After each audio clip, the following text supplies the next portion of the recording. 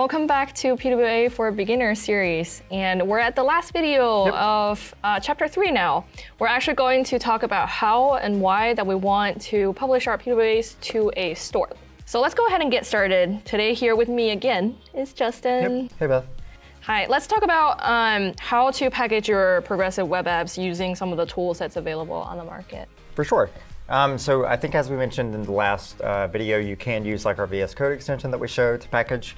But for this part, I wanted to show PWA.com. So this is where you kind of like start your journey to like packaging your app, I guess. So we do have a demo URL that I'm going to use for this app or for this video. The application that we'll be packaging is Webboard, which is just like a painting app. Yep. So let's go to PWA.com. So to package your PWA, the cool thing is all you need is your URL. So once you have your URL, such as like, webboard.app, which the users can actually, you can, like use, so if you just click demo URL, it's actually the same application. So you can literally do exactly what we're doing here today. So after we enter our URL, there are like a few things that we have to check to make sure that your PWA is ready to be packaged. And just, it's installable and has the things you should have. So you'll end up at this report card page, which we actually recently, had a redesign of this. So this is maybe new to some people. And I want to say the reason that we check this for you is because otherwise your app will just get rejected by the store anyways, right? So you want to know it's ready, and here are some cool tips on how to improve it. Exactly. And there's like, I see that there's a green little circle for manifest, which probably means that you have a good manifest. Yep. Yeah, so what you're looking for is, really green all across the board. I'm not, a cool kid, so I have a yellow on my service worker. But I think that's, that's totally fine. What this means basically, and you can even, it's actually a good point to dive into the details. You can see the required is that we have a service worker. So we're ready to go at this point. But you can see it, recommends some things that we can do, such as making sure Webboard works offline. It even mentions like periodic sync and background sync for more things that you can do. Those are optional though. And yeah, you can do the same thing for all of these, but really what you're looking for is green and at least that you have a service worker. So at this point, you're then ready to package for the stores. So you hit the button that says package for stores. And you can see all of the stores that that we support. So of course, we're going to be talking about the Windows Store today, but you can also go to Google Play, the iOS App Store as experimental, and even in the MetaQuest Store, which we also recently released support for. So at this point, before we actually get here though, I think it's important to talk about Partner Center.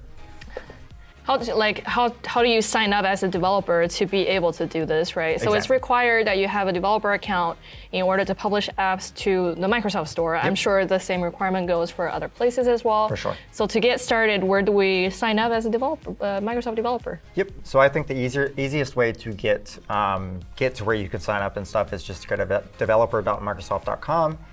Once you end up, or actually Windows Dev Center is what you would want to search. Yes. Once you end up on Windows Dev Center, you'll see, first of all, the nice Windows 11 thing at the top there. Then you would go down and hit this register button. So once you hit this register button, as you can see, it says get registered, and you can click this sign up. Yep. Go ahead. Sorry, and I was gonna say, as usual, you're gonna input some your account information and sign up, and then you would end up in Partner Center. Yep, and then you would end up in Partner Center, and at that point you would be ready to go with your application. So you can, go through Partner Center and make sure you have an app that's ready to go. Reserve your app name, and Partner Center walks you through all of these kind of steps. Cool.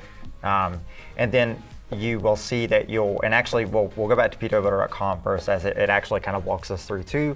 And I think this is a good point to mention that we have docs.pwA.com also, which has all the same instructions that we're going to go through today, including if you run into a problem, it has some common scenarios on how to fix it and stuff.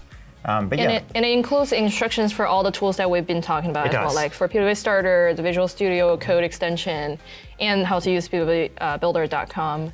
And we have some cool tutorials and stuff that are. Yep.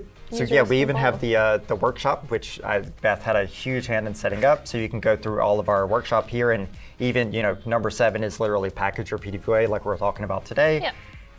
So yeah, I would definitely check out the docs. But yeah, at this point we can hit generate package for Windows. And you can see it gives you a little bit of information too. We hit generate package, and these are the 3 kind of strings that we're going to have to fill out. So first, I want to point out that you can go, hover over the question mark. It's going to give you a tooltip telling you what it's looking for. I'm not going to actually show my partner center because you shouldn't really be like sharing this over a recorded video. Well, there's some sensitive information that we Exactly. can't share for a string, right? So this is a screenshot of the important information that you would need for your packaging for the Microsoft Store. Yep. So yeah, over here to the right that you can't see would be those strings that you need.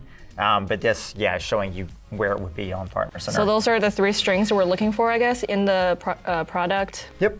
And as I said to you, if you're not sure which one goes where, you can hover over the tooltip and hit read more, and that's actually going to take you straight to our docs, like we mentioned a few minutes ago. Cool. So yeah, once you put in those 3 strings there, and just for the demo, I'm going to put in Justin Company, publisher display name. We'll do the classic Contoso. And I'm going to put in a very much obviously fake publisher ID. And at this point, we would hit download. So again, I want to point out too, like we haven't installed anything here. There's no tools that we installed. All we did was go to our PWA, grab the URL, put it into pwwa.com after we had our Partner Center account, of course. And now we have a package that is ready to go to the Microsoft Store. So I'm going to hit save as, of course, and we'll save it. Okay. I see you've packaged Webboard a couple times now. Yeah, right there. It's our standard demo, so it's been packaged a bunch of times. You would, of course, hit extract all because it is a zip folder. And we'll give this just a minute. Cool. So at this point, where we have our downloaded package that we got from PWA Builder, you can see, there's a couple of files in here. I think the easiest way is just hit README, and what this is going to do is literally open up the documentation that we've been talking about right in your browser to let you know what the kind of next steps are.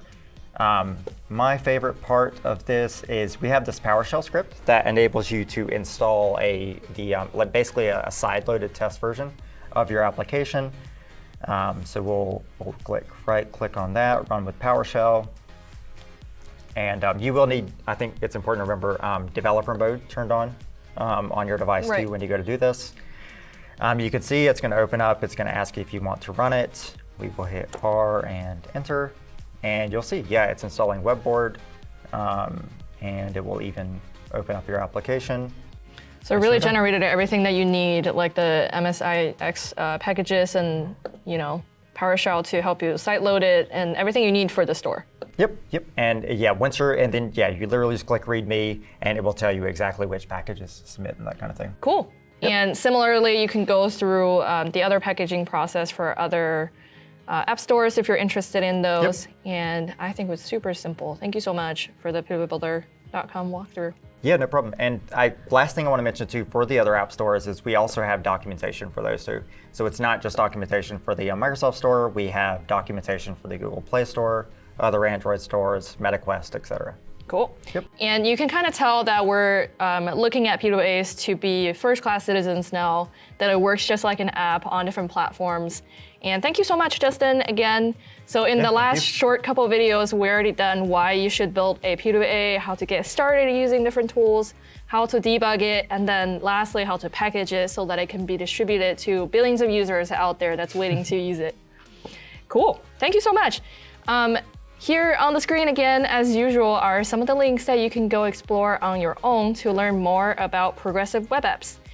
And in the next chapter, we're going to talk about more on native integrations with progressive web apps. Yep.